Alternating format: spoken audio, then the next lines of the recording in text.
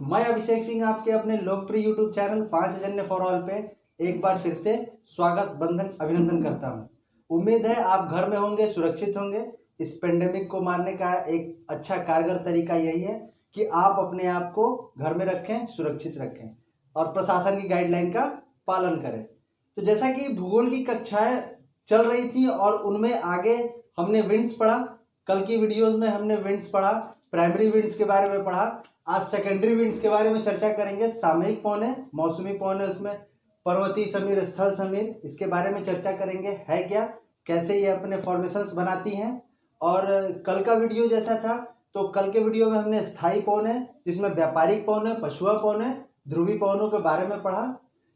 इस पवनों की चर्चा करने का, सामयिक पवनों की चर्चा करने से पहले थोड़ा सा हम 3D डायमेंशन पे चर्चा कर लेते हैं कि हवाओं का जो त्रिवियम संरचना यानी कि 3D डायमेंशन जो संरचना है वो कैसे है हमारे ग्लोब पे, वो हवाएं कैसे हैं। क्योंकि 3D डायमेंशन अगर आप समझ लेंगे तो आप समझ जाएंगे कि कहाँ लो प्रेशर क्रिएट हो रहा है, कहाँ हाई प्रेशर क्रिएट हो रहा है, कहाँ हवाएं व्यापारिक पवनों से प्रभावित हो रही, कहाँ पछुआ पवनों से प्रभावित हो रही, कहाँ ध्रुवी पवनों से प्रभावित हो रही।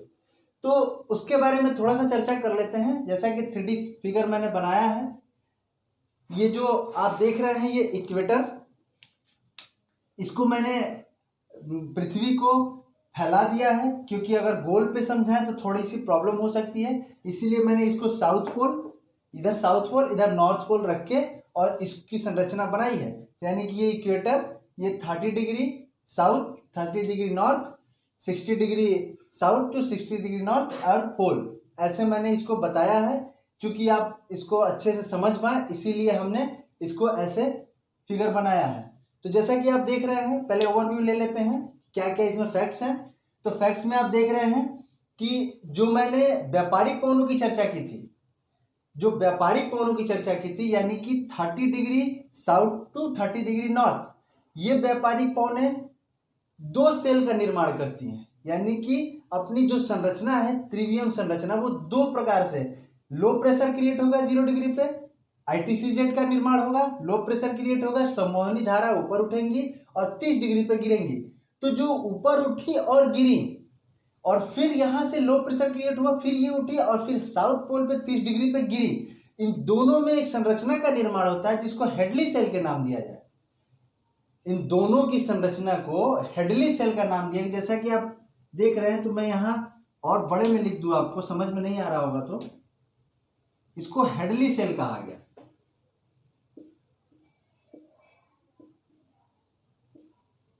सेल से आपको कोशिका का ध्यान होगा कि बॉडी में जो सेल हमारे निर्माण, हमारे बॉडी को बनाने का काम करती हैं, वो वही सेल है। उसी सेल को यहाँ रिप्रेजेंट करके इसको बताया गया है।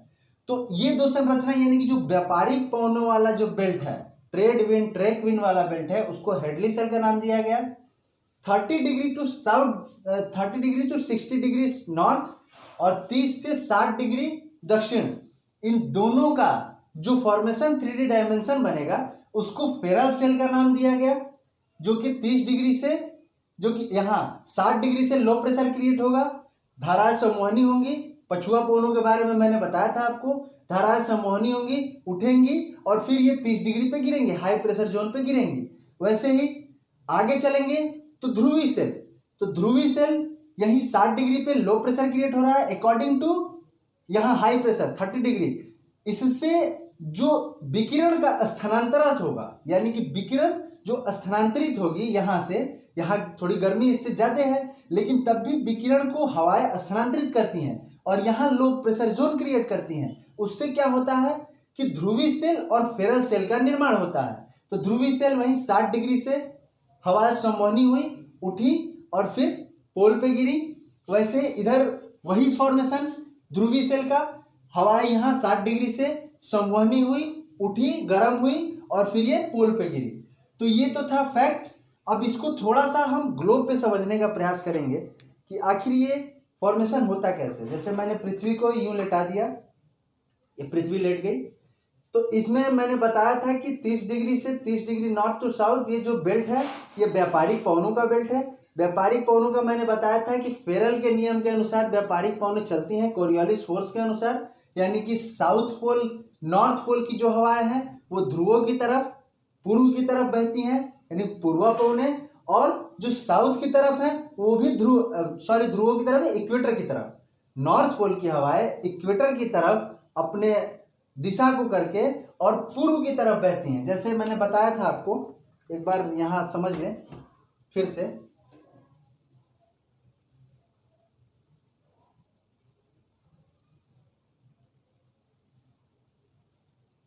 जैसे ये वाला जो मैंने बेल्ट बताया था 30 डिग्री वाला, तो इसमें हवाएं ऐसे चल रही थी, पूर्वापौने कही जाती थी।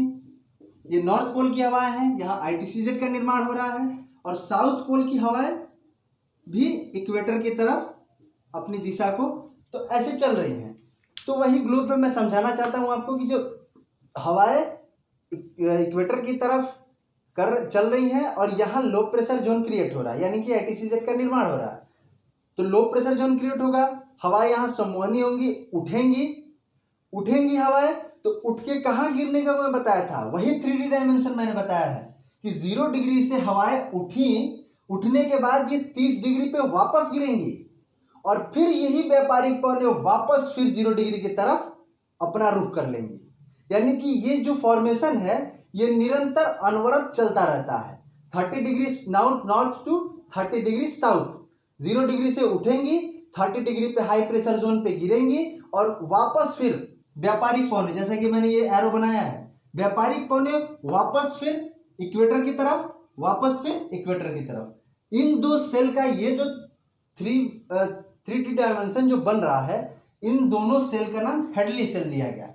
उसके आगे फेरल सेल, चूंकि यहाँ हाई प्रेशर जोन है 30 डिग्री पे, नॉर्थ और साउथ दोनों पे 30 डिग्री पे हाई प्रेशर जोन है, तो हाई प्रेशर जोन है, तो मैंने बताया था कि जो पछुआ पौने हैं वो 30 से 60 के बीच में इनकी दिशा ये होती है,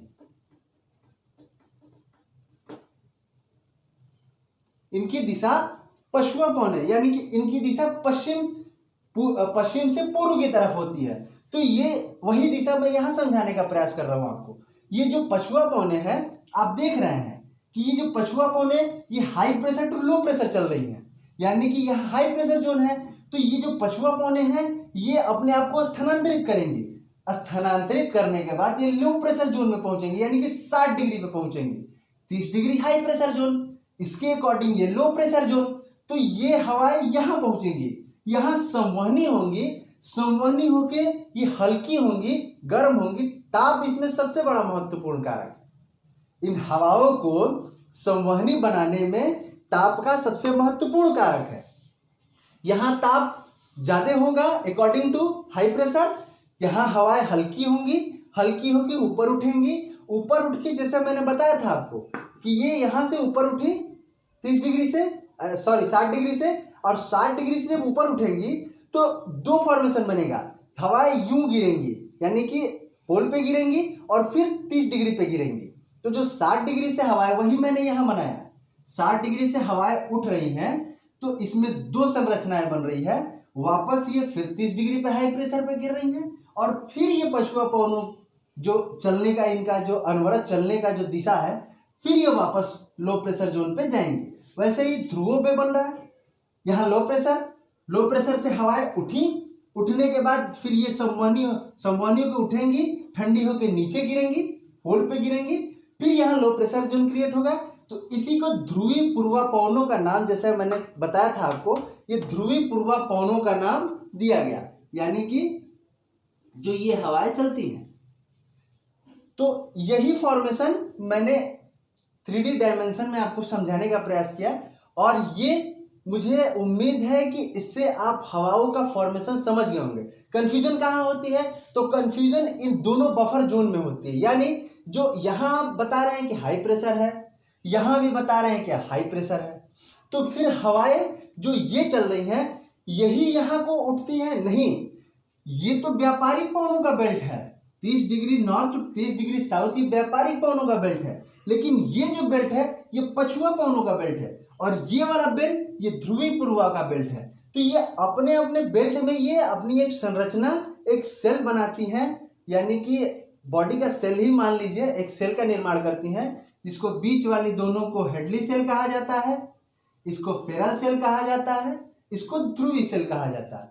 कितनी संरचना हो गई? 1 2 3 4 5 6 संरचनाएं हो गई, यानी कि 6 प्रकार से इसको विभाजित किया गया है।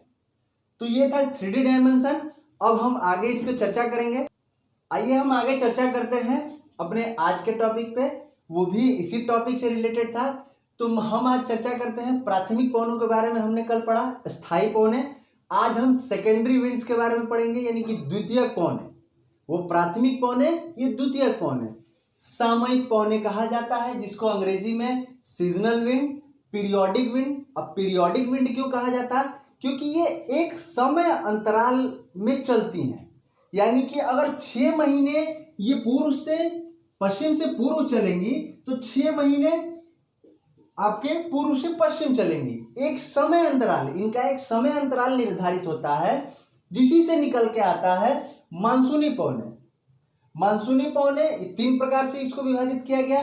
पहला मानसूनी पौने, दूसरा स्थल या जल समीर, सागर समीर, जो सागर और स्थल का रिलेशन। उसके बाद पर्वतीय और घाटीय समीर। ये हवाएं कोई अलग से नहीं है, ये प्राथमिक पौनों से ही निकली हुई हवाएं हैं। जैसा कि हमने गति और दिशा के बारे में अवरोध जो बताया था, जो कारक बताए थे, उसमें मैंने बताया था कि धरातली कारक होते हैं।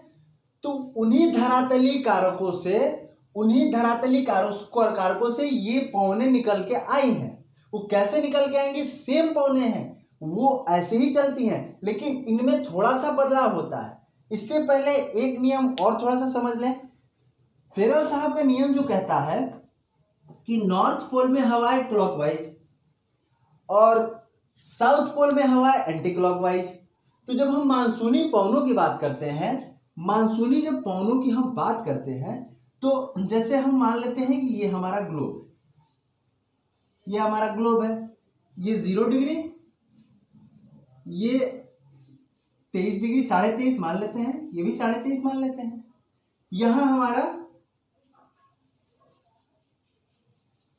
ये हमारा प्यारा भारत है। तो इस भारत में मानसून कैसे आता है? तो भारत में मानसून जब भी आता है, दक्षिण पश्चिम मानसून आता है, यानी कि हवा दक्षिण को चलती हैं और पश्चिम की तरफ निकलती हैं। लेकिन आपने तो बताया था सर कि यहाँ तो व्यापारिक पौने हैं, यहाँ तो इनका फॉर्मेशन ये होता है, नॉर्थ पोल में, साउथ पोल में फॉर्मेशन ये होता है। तो जी हाँ, मैंने बताया जरूर था, लेकिन इसमें एक कंडीशनल है।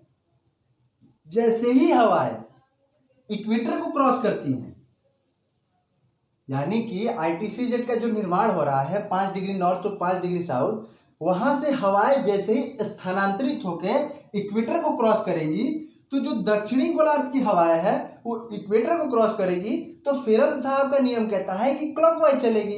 तो जब इक्वेटर को क्रॉस करेगी तो बंधु ये तो क्लॉकवाइज हो जाएगी ना। जब इक्वेटर को क्रॉस करेगी तो नॉर्थ पोल में जाके ये तो क्लॉकवाइज हो जाएगी ना, यानी कि फिर ये इधर को चलने लगेगी ना। और यही हमारे भारतीय उपमहाद्वीप पे मानसून का कारण बनता है कि जब ये हवाएं इधर को चलती हैं तो भारतीय उपमहाद्वीप का जो मानसून है वो 2 भागों में विभाजित होता है। हम भारत के मानसून के बारे में चर्चा करेंगे तो उस पर आएंगे। तो ये जो मानसूनी पौने हैं वो शीत ऋतु की मैं बात कर रहा, तो शीत ऋतु में स्थल से जल की ओर और ग्रीष्म ऋतु में जल से स्थल की ओर, यानी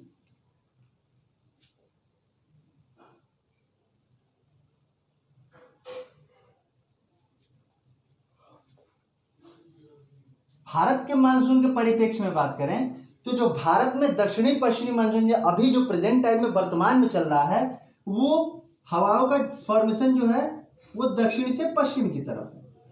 तो ये हो गया ग्रीष्म ऋतु का चलना, यानी कि दक्षिण से पश्चिम, यानी कि ये जल से सागर से नमी को ले रही हैं और स्थल पे नमी छोड़ रही हैं। इसीलिए मानसून की उत्पत्ति और मानसून यहाँ आता है। और मानसून जैसे जैसे ये हवाएं, मैंने बताया था कि पूर्वा पौने हैं, पूर्वा पौने अपनी सारी नमी पूर्व की तरफ छोड़ देती हैं, पश्चिम में शुष्क क्षेत्र होता है।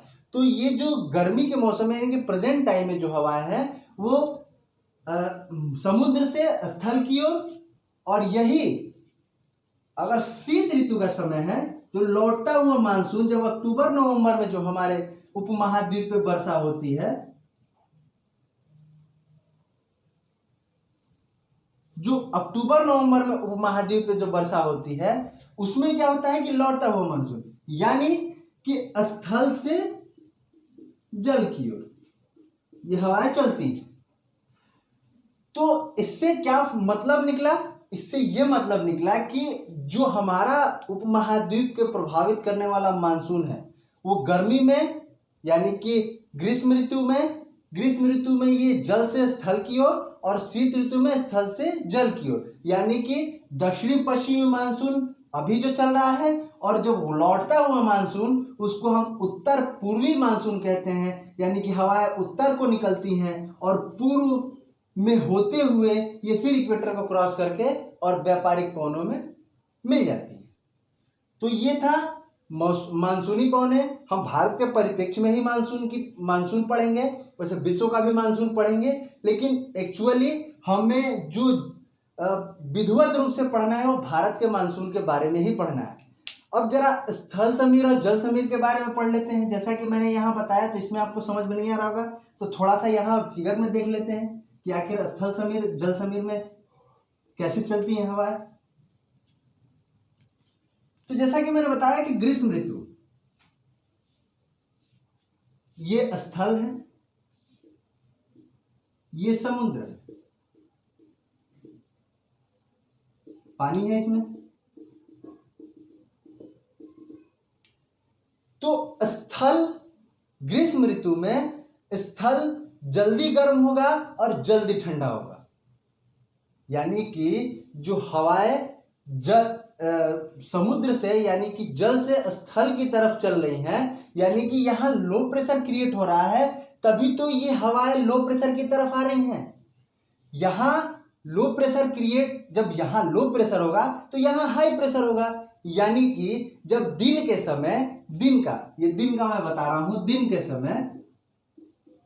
दिन के समय हवाएं समुद्र से स्थल की तरफ चलती हैं और रात के समय हवाएं स्थल से समुद्र की तरफ चलती हैं। क्यों? क्योंकि रात के समय समुद्र देर से गर्म होता है और देर से ठंडा होता है। तो जब देर से गर्म होगा तो जब यहां रात हो जाएगी तो यहां अभी 10 बजे रात तक ये विकिरण जो है वो लो प्रेशर क्रिएट करेंगी वहां, और ये तो ठंडा हो चुका, तो यहाँ हाई प्रेशर क्रिएट होगा, तो ये हाई प्रेशर की हवाएं लो प्रेशर की तरफ बढ़ेंगी।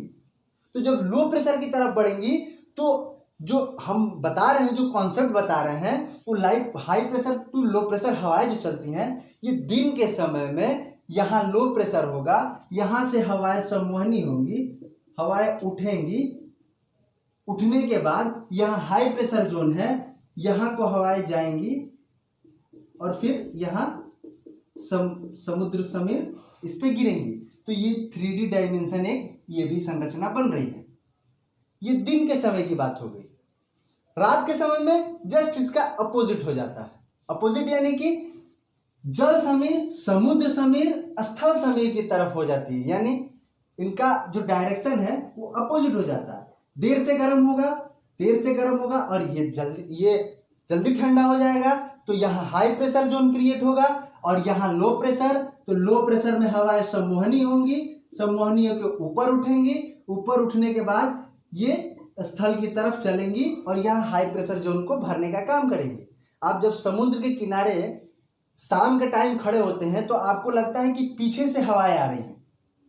शाम के टाइम यानी कि रात के टाइम हवाएं वापस जाती हैं। जैसे ही शाम होता है तो ये जब ठंडा हो जाएगा, रात के टाइम जब ये ठंडा हो जाएगा तो हाई प्रेशर जोन क्रिएट करेगा, तो लो प्रेशर से हाई प्रेशर हवाएं जाएंगी।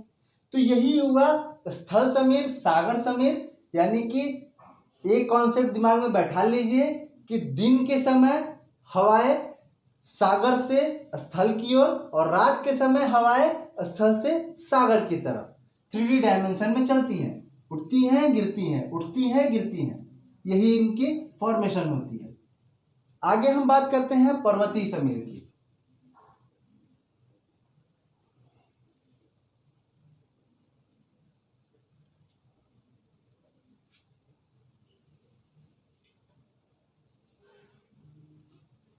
ये है पर्वत, और ये घाटी।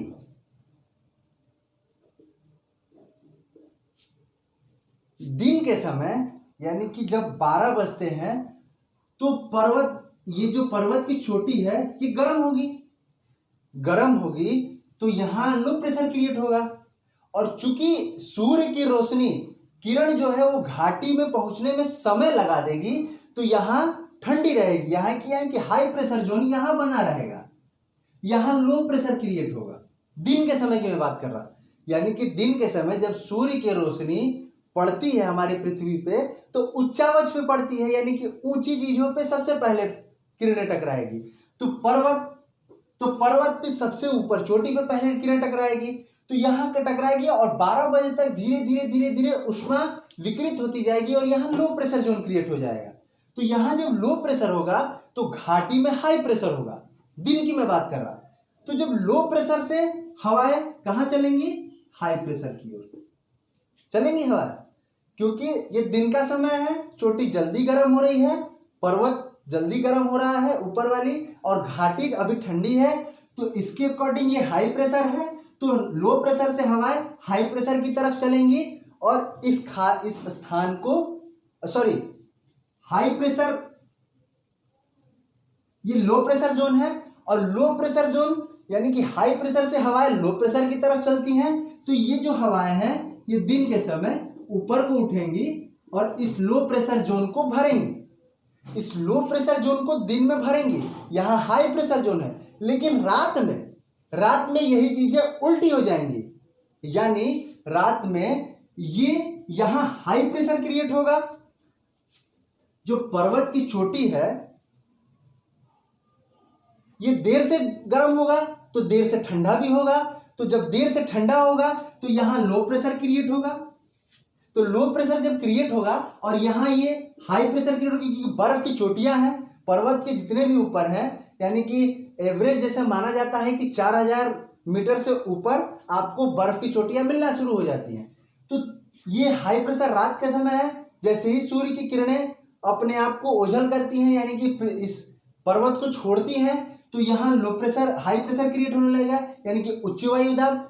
चूंकि घाटी में देर से किरणें पहुंची हैं तो इसका विकिरण जो है वो देर से बाहर जाएगा, यानी कि देर से ये विकिरित होगा, तो यहाँ लो प्रेशर क्रिएट होगा। तो फिर ये रात में ये हवाएं वापस high pressure to low pressure की तरफ चलती हैं। ये फॉर्मेशन इनका चलता रहता है, high pressure to low pressure, फिर low pressure to high pressure, ऐसे इनका घाटी और पर्वतीय समीर में इनका ये फॉर्मेशन चलता रहता है। ये और कोई हवाएं नहीं है। ये ग्लोब पे जो आपको मैंने बताई थी कि पूर्वा पौने, पछुआ पौने, ध्रुवीय समीर, ये वही है। ये अवरोध, इसमें अवरोध आ रहा है। जैसे मान लीजिए कि ये पर्वत है, तो पर्वत अगर कोई समय, जैसे ये पर्वत हम मान लेते हैं कि 30 से 60 डिग्री के बीच में है, तो जब 30 से 60 डिग्री के बीच में है तो आपको पता है कि पछुआ पौने चलती हैं उस बेल्ट में। तो जो पछुआ पौने चलेंगी निर्बाध रूप से तो ये अवरोध मिलेगा, तो इससे टकराएंगी। अगर नमी ली होंगी तो नमी छोड़ देंगी, नहीं तो ये ऊपर को चढ़ेंगी। दबाव होगा, प्रेशर होगा इनके में। ऊपर क्यों चढ़ेंगी? क्योंकि ऊपर इनको हाई प्रेशर जोन मिलेगा रात के समय, दिन के समय तो लो प्रेशर मिलेगा। ये ऊपर को चढ़ेंगी, यानी कि अवरोध को ये पार करना चाहेंगी। कुछ हवाएं टकरा के यही बारिश करा देंगी, कुछ विकृत हो जाएंगी, कुछ वापस चली जाएंगी। तो ये फॉर्मेशन जो है उन्हीं हवाओं से निकल के आया है, जिसमें हम सामयिक पवनों के बारे में, और इसमें मोस्टली हमें पढ़ना है मानसूनी पवनों के बारे में। मानसून कैसे आता है, कौन कौन से कॉन्टिनेंट पे, भारत उपमहाद्वीप के बारे में ही हमें ज्यादा मानसून के बारे में पढ़ना है, क्योंकि हम भारत के परिप्रेक्ष्य में ही अपने भूगोल का अध्ययन करते हैं मोस्टली। तो ये था हमारा आज का सामयिक पवने। आगे एक टॉपिक और इसमें बचा है स्थानीय पवनों का, यानी कि लोकल विंड्स का। लोकल विंड्स का हम मैप बना के पूरे वर्ल्ड का मैप बना के और आपको उसमें समझाएंगे कि लोकल विंड्स कहाँ कहाँ से कैसे कैसे चलती हैं। एक उस टॉपिक के बाद हम फिर मानसून पे आ जाएंगे और फिर हम अपने उपमहाद्वीप के मानसून के बारे में चर्चा करेंगे। तो आज का जो ये लेक्चर था, उम्मीद है कि आप समझ गए होंगे, और नहीं समझे कोई भी डाउट है कमेंट बॉक्स में दीजिए, हमारे टेलीग्राम चैनल से जुड़िए, फेसबुक पेज को लाइक करिए और हमसे बने रहिए और लाइक सब्सक्राइब जरूर करें, बेल आइकन जरूर दबाएं कि हमारे नए वीडियो आप तक पहुंचते रहें।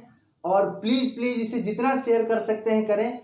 हमारी मेहनत तभी रंग लाएगी जब आपके लिए हमारी मेहनत आपको सार्थक एक रास्ते पे लेके चलेगी।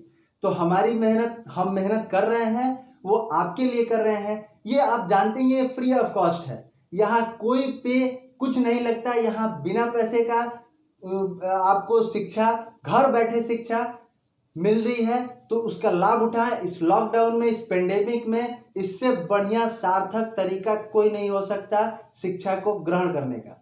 तो बने रहिए, जुड़े रहिए। जय हिंद, जय भारत।